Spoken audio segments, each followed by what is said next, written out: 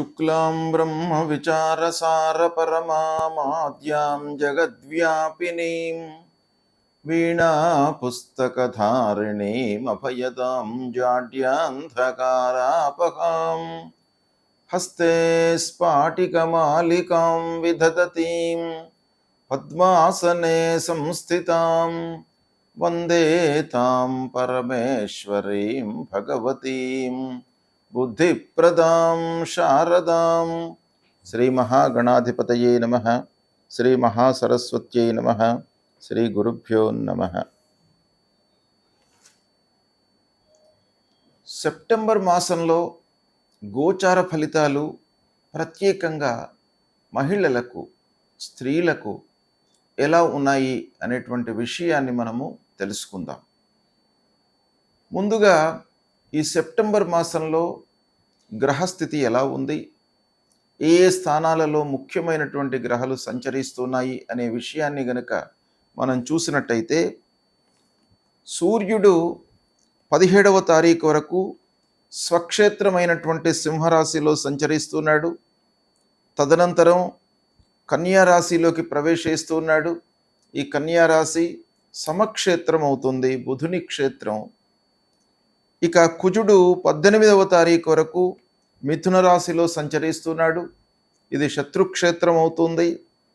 తదనంతరం కర్కాటక రాశిలోకి ప్రవేశిస్తున్నాడు, అంటే నీచ స్థానంలోకి వస్తున్నాడు కుజుడు. ఇక బుధుడు 7వ తారీఖు వరకు మిత్రక్షేత్రమైనటువంటి సింహరాశిలో సంచరిస్తున్నాడు. తదనంతరం కన్యారాశిలోకి ప్రవేశిస్తున్నాడు. స్వక్షేత్రం మూల త్రికోణం కూడాను. ఇక 26 నుండి మళ్ళీ తులారాశిలోకి ప్రవేశిస్తున్నాడు బుధుడు. ఇది మిత్రక్షేత్రంలో ప్రవేశము. ఇక గురు భగవానుడు కర్కాటక రాశిలో ఉచ్చస్థితిలో సంచరిస్తున్నాడు. అత్యంత శుభప్రదమైనటువంటి సంచారం ఇది. ఇక శుక్రుడు 2వ తారీఖు నుండి తులారాశిలో స్వక్షేత్రంలో సంచరిస్తున్నాడు. ఇక శనైశ్చరుడు మీనరాశిలో సంచరిస్తున్నాడు, సమక్షేత్రంలో సంచరిస్తున్నాడు. అందున వక్రించి సంచారం చేస్తున్నాడు మీనరాశి లోపల. రాహువు కుంభరాశిలో, ఇక కేతువు సింహరాశిలో సంచరిస్తున్నాడు. ఈ విధంగా ఈ ముఖ్యమైనటువంటి 8 గ్రహాలు ఈ రాశులలో సంచరిస్తున్నాయి.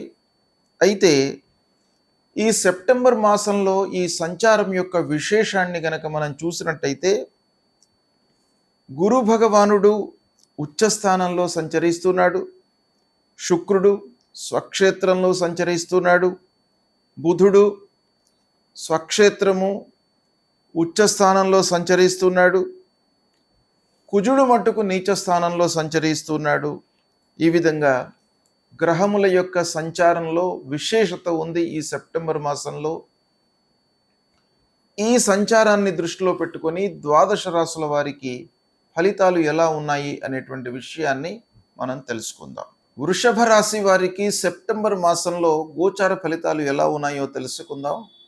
ముఖ్యంగా వృషభ రాశిలో జన్మించినటువంటి స్త్రీలకు ఈ సెప్టెంబర్ మాసం ఎలా ఉంటుంది, ఎంతవరకు కలిసి వస్తుంది, ఏ విషయాలలో మీకు మంచి ఫలితాలు ఉంటాయి, ఏ విషయాలలో జాగ్రత్తలు తీసుకోవాలి అనేటువంటి విషయాన్ని గనక మనం చూసినట్టయితే, గోచార స్థానాలు అంటే ఈ 8 గ్రహాలు ముఖ్యంగా ఏ ఏ స్థానాలలో సంచరిస్తున్నాయి అనే విషయం మనం చూసినట్టయితే, సూర్యుడు అర్ధాష్టమ పంచమ స్థానాలలో సంచరిస్తున్నాడు, కొంత ప్రతికూలంగా ఉన్నాడు.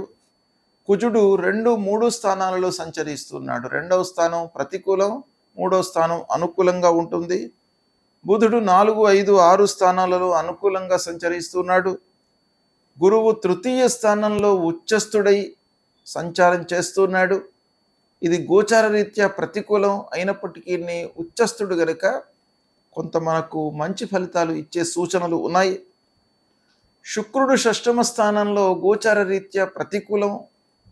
శనైశ్చరుడు ఏకాదశ స్థానంలో అనుకూలంగా సంచరిస్తున్నాడు. రాహువు 10వ స్థానంలో ప్రతికూలం, కేతువు అర్ధాష్టమ స్థానంలో ప్రతికూలంగా సంచారం చేస్తూ ఉన్నాడు. ఈ విధంగా గ్రహస్థితి ఈ గ్రహాలు ఈ స్థానాలలో సంచరిస్తున్నాయి. వీటి ఫలితాలను గనక మనం చూసినట్టయితే గురువు తృతీయంలో ఉచ్ఛస్థుడై సంచారం అనేటువంటిది ప్రతికూలమే అయినప్పటికీ మీ లోపల ఒక ధైర్యము, సాహసము నెలకొల్పుతాడు. పనులు చేయడంలో కానివ్వండి, ప్రారంభించడం లోపల కానివ్వండి, ఏదైనా పని విషయం లోపల మీకు సమయస్ఫూర్తితో, ధైర్యంతో నిర్ణయాలు తీసుకునేటువంటి ఒక మానసిక స్థితిని మీకు కల్పిస్తాడు. ఇకపోతే శని లాభస్థానంలో సంచారం కనుక కోరికలను నెరవేరుస్తాడు. ఆశయాలకు అనుకూలంగా మీకు ఫలితాలు ఉంటాయి. ఇక రాహువు దశమంలో ఉన్నాడు కనుక చేసేటువంటి పని లోపల పురోగతి ఉంటుంది, అభివృద్ధి ఉంటుంది, ప్రోగ్రెస్ ఉంటుంది. అయినప్పటికీ కొంత వర్క్ లోడ్ పెరుగుతుంది, ప్రెషర్ లోపల కొన్నిసార్లు మీరు పని చేయవలసి వస్తుంది.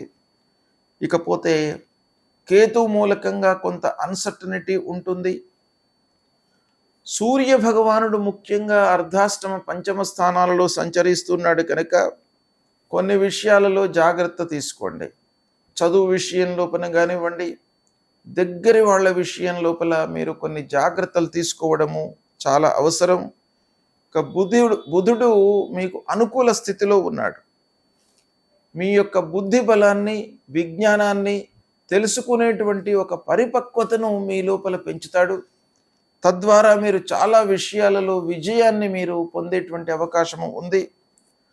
శుక్రుడి మూలకంగా మీకు పని భారం పెరుగుతుంది.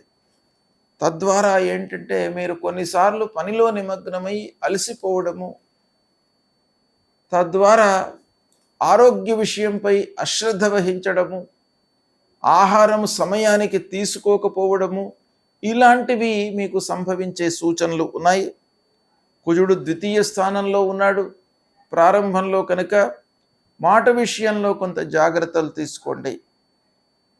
ఇకపోతే తర్వాత భాగంలో కుజుడు మళ్ళీ 3వ స్థానంలోకి వస్తున్నాడు, ధైర్య సాహసాలను ఇస్తాడు, అనుకూలంగా ఉంటుంది. ఇలాంటి ఇండివిజువల్ ఫలితాలను మనము దృష్టిలో పెట్టుకొని సమిష్టిగా ఈ అన్ని గ్రహాలు కలిపి ఎలాంటి ఫలితాలు ఇస్తాయి మనకు అనే విషయాన్ని కనుక చూసినట్టయితే ఆదాయం పెరుగుతుంది. ఓవరాల్గా ఉద్యోగంలో మార్పు చేస్తున్నటువంటి స్థితి నుండి వేరే స్థితిలోకి వెళ్ళడము, వేరే వర్క్ ప్లేస్లోకి వెళ్ళడము అలాంటిది జరుగుతుంది. ఇక ముఖ్యంగా మహిళలకు ఈ సెప్టెంబర్ మాసంలో ప్రమోషన్ లభించేటువంటి అవకాశం కనబడుతుంది. ఆరోగ్యము నిలకడగా ఉంటుంది. పిల్లల యొక్క అభివృద్ధి వలన మీకు చాలా సంతోషము, ఆనందము కలుగుతుంది. ఈ మాసం లోపల బంధువుల యొక్క సహాయ సహకారాలు ఉంటాయి. అప్పుల భారము చాలా మటుకు తగ్గుతుంది. పూర్వం తీసుకున్నటువంటి అప్పులు కానివ్వండి, లోన్స్ కానివ్వండి, ఇవన్నీ కూడాను ఈ సెప్టెంబర్ మాసంలో మీరు రీపే చేసేటువంటి అవకాశము ఉంది. ఆస్తి కొనుగోలు చేయడానికి అవకాశాలు బాగా ఉన్నాయి. ఈ సెప్టెంబర్ మాసంలో ప్రయాణాలు అనుకూలిస్తాయి. తద్వారా మీకు విజయ సూచనలు గోచరిస్తున్నాయి. ఆధ్యాత్మిక పరంగా మీకు కొంత ఆసక్తి పెరుగుతుంది ఈ సెప్టెంబర్ మాసంలో. ఇలా ఓవరాల్గా వృషభ రాశి వారికి, మహిళలకు సెప్టెంబర్ మాసంలో చూసినట్టయితే ఉద్యోగంలో సంతృప్తి ఉంటుంది, తద్వారా ఆదాయం పెరుగుతుంది. ఇక ఉద్యోగము, ఆదాయము వీటి మూలకంగా మీ లోపల ఒక సంతృప్తి అనేటువంటిది కూడాను ఈ మాసంలో కలిగే సూచనలు బాగా కనబడుతున్నాయి. దీన్ని సద్వినియోగపరచుకోండి. గ్రహస్థితి ప్రతికూలంగా ఉన్నప్పుడు మనము గ్రహాలకు సంబంధించినటువంటి పరిహారాలు చేసుకోవడము, అధిష్టాన దేవతలకు సంబంధించినటువంటి స్తోత్రాలను పారాయణం చేయడము, మూలమంత్రాలను జపించడము, సద్గురువులను సందర్శించుకోవడము, ఇవి చేసినట్టయితే తప్పకుండా మనకు ఆ గ్రహాల మూలకంగా ఉద్భవించేటువంటి దుష్ప్రభావము తగ్గుతుంది. అందులో భాగంగా ప్రధానమైనటువంటి గ్రహము గురు గ్రహము. గురువు ప్రతికూలంగా ఉన్నప్పుడు తప్పకుండా మనం పరిహారం చేసుకోవాలి. ఏం చేయాలి గురువు నిమిత్తమి అనంటే, ప్రథమంగా తల్లిదండ్రులను గౌరవించండి. ప్రతినిత్యం కూడాను లేవగానే తల్లిదండ్రులకు నమస్కారం చేయడము, తల్లిదండ్రుల యొక్క యోగక్షేమాలను తెలుసుకోవడము, ఇది చాలా ముఖ్యమైనటువంటి విషయం. ప్రథమ గురువులు తల్లిదండ్రులు కనుక వాళ్ళ యొక్క ఆశీస్సులు తప్పకుండా ఉండాలి. కనుక వాళ్ళను మీరు సేవించండి, వాళ్లకు కావలసినటువంటి సదుపాయాలను కల్పించండి. ఒకవేళ వృద్ధాప్యంలో ఉన్నట్టయితే తప్పకుండా వాళ్ళ యొక్క యోగక్షేమాలను తెలుసుకోండి. వారి యొక్క ఆశీస్సులు మీకు అనుగ్రహం లభిస్తుంది, గురువు మీకు అనుకూలిస్తాడు. ఇక మూలమంత్రం దేవానాంచ ఋషీణాంచ గురుంకాంచన సన్నిభం వందనీయం త్రిలోకానాం తం నమామి బృహస్పతిం అనేటువంటి మూలమంత్రాన్ని ప్రతినిత్యం చదువుకోండి. దత్తాత్రేయ స్వామి దేవాలయానికి వెళ్ళి దర్శించండి. దక్షిణామూర్తి స్తోత్ర పారాయణాన్ని చేయండి. గురువు యొక్క అనుగ్రహం మీకు లభిస్తుంది. ఇక రెండవ ప్రధానమైనటువంటి గ్రహము శనైశ్చరుడు. ఈ శనైశ్చరుడు ప్రతికూలంగా ఉన్నప్పుడు మీరు తప్పకుండా శనికి సంబంధించినటువంటి మూలమంత్రం నీలాంజన సమాభాసం రవిపుత్రం యమాగ్రజం ఛాయా మార్తాండ సంభూతం తం నమామి శనైశ్చరం అనేటువంటి ఈ మూలమంత్రాన్ని ప్రతినిత్యం కూడాను చదువుకోండి. ఆంజనేయ స్వామిని కొలవండి. ఆంజనేయ స్వామి మీకు ధైర్యాన్ని కల్పిస్తాడు. మీ లోపల భయము ఆందోళన లేకుండా మిమ్మల్ని కాపాడుతాడు. శనైశ్చరుడి మూలకంగా మీకేంటంటే ప్రతి పని లోపల కూడాను ఆలస్యము, మీకు ఆ పనిపైన ఇంట్రెస్ట్ కోల్పోయేటట్టుగా మిమ్మల్ని శని చేస్తాడు. కనుక దాని నుంచి డీవియేట్ కాకుండా మీకు ఆంజనేయ స్వామి యొక్క మహిమ మూలకంగా, అనుగ్రహం మూలకంగా మీకు తప్పకుండా మళ్ళీ ఆ పని లోపల ఇంట్రెస్ట్ కలిగేటట్టుగా మిమ్మల్ని చేస్తాడు. కనుక తప్పకుండా ఆంజనేయ స్వామిని దర్శించండి. హనుమత్ చాలీసా మీరు పారాయణం చేసుకోండి. ఇక రాహు కేతుల నిమిత్తమై అమ్మవారి దేవాలయానికి వెళ్ళండి. అమ్మవారిని కొలిచినట్టయితే తప్పకుండా మీకు అనుగ్రహం లభిస్తుంది. విఘ్నేశ్వరుణ్ణి పూజించండి. ప్రతి పని లోపల కూడాను నిరాటంకంగా పనులు ముందుకు కొనసాగడం పైన మీకు ఆ విఘ్నేశ్వరుడి యొక్క అనుకూలత చాలా అవసరం గనక ప్రతినిత్యం కూడాను విఘ్నేశ్వరుణ్ణి పూజించండి. అంతేకాకుండా మిగతా అన్ని గ్రహాల యొక్క దుష్ప్రభావం నుండి మీరు దూరం కావడానికై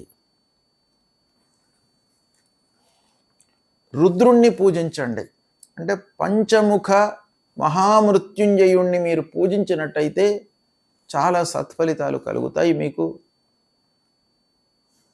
అంటే శివాలయానికి వెళ్ళండి, పంచామృతాలతో అభిషేకం చేయండి, ఒక బిల్వదళం సమర్పించి ఆ స్వామివారి దర్శనం చేసుకున్నట్టయితే మీకు ఆయురారోగ్య ఐశ్వర్య భోగభాగ్యాలన్నీ కూడాను ఆ శివుడు మీకు కల్పిస్తాడు. తద్వారా మీ లోపల ఒక ఉత్తేజం వస్తుంది, పనులు చేయాలి అనేటువంటి మనస్తత్వం మీకు పెరుగుతుంది. తద్వారా మనిషికి పనిపైన శ్రద్ధ కలిగినట్టయితే మనకు లాభం చేకూరుతుంది, విజయం కూడాను కలుగుతుంది. గనక పంచముఖ మహామృత్యుంజయుని కొలవండి, తప్పకుండా మీకు సత్ఫలితాలు కలుగుతాయి. శుభం.